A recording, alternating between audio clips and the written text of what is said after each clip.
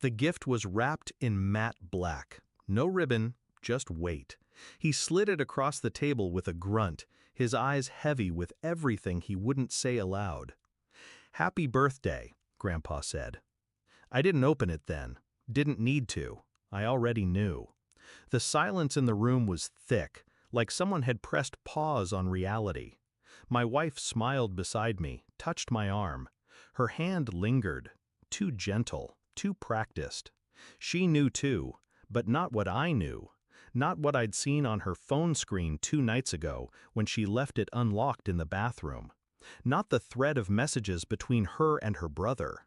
Not the one that read, "He'll get the company, but not for long. Trust me." The smell of old cigars, dust, and lemon cake mixed into something nauseating. I smiled. She thought I was still asleep that night. She was wrong. I opened the box in the car. It wasn't symbolic. It was real. Signed documents, corporate transition plans, shares, legal transfer. Grandpa's scrawl across every page like the final blessing of a dying king. I ran my finger over the signature. Power doesn't hum. It doesn't scream. It sits quietly and waits for hands steady enough to hold it. I had the company, and no one cheered harder than my wife. She called her brother that night. I heard her whisper through the bathroom door. The same door she used to close when she cried about never being good enough, about never being noticed. Now she whispered like a woman who had finally won something. I stood outside the door and listened to her paint me as weak, too emotional, too idealistic, easy to guide. Her words, not mine. The next day her brother showed up with 2 tailored suits and a silent smirk. "You're gonna need help running this place, man," he said. Not a suggestion. I nodded. He thought that meant yes, but I'd already started digging. I didn't change a thing. I let them think they were winning. His name started showing up on minor proposals, then meetings, then board memos. She made excuses. "You're so busy, it helps to have him around." I let her talk, let her think she still knew how to manipulate me. I hired a new assistant, quiet, surgical, loyal only to me.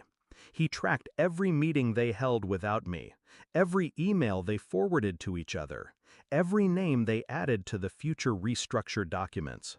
They were trying to force a vote, slowly, strategically, sloppily. I stayed silent, but silence is never passive. It's a scalpel.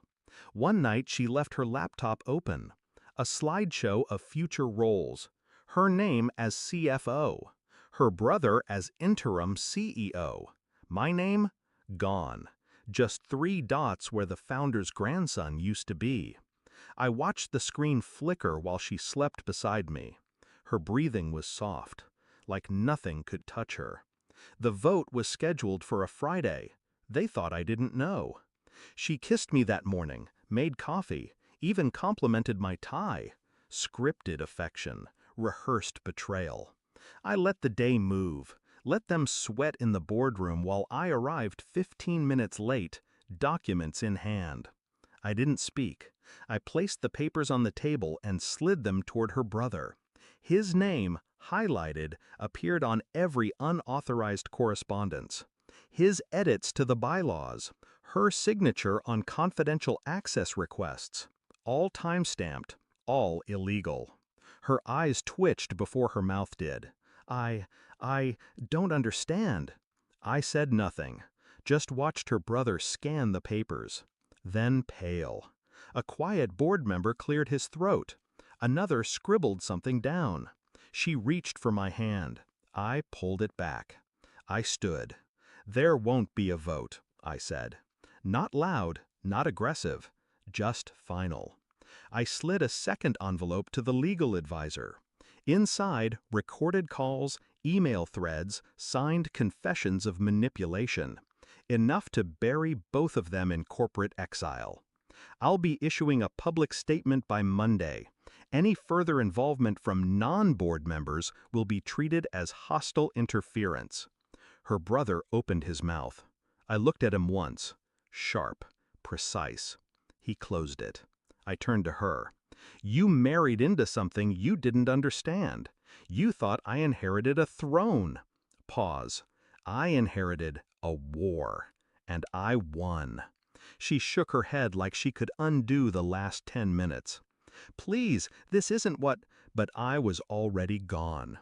That night, I poured one drink. Not to celebrate, not to mourn, just to mark the end. Grandpa used to say, power doesn't change people, it reveals them. Turns out, love does the same. She wanted a king she could crown. What she got was a ghost with a ledger. She moved out 3 days later, left her wedding ring on the counter, a little gold circle full of lies. I didn't touch it, didn't need to.